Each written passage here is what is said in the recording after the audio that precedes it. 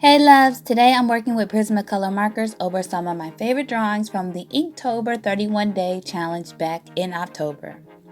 This will be my last video upload before the New Year's begins, so let's chit chat in the comment section down below. Tell me one thing that you're thankful for or something that you're proud of that happened in the year 2019. This year for me has been filled with so many blessings. I started off this year stepping outside my comfort zone, and I traveled outside the country. As many of you know, I started my lock journey and I have no regrets whatsoever. I was able to meet my very first niece over the summer, and now I have another niece or nephew on the way. And if you follow me on IG, you'll know that I visited several different restaurants this year and I've eaten very well, to say nonetheless. I went back to my first love, which is art, and I feel recharged more than ever.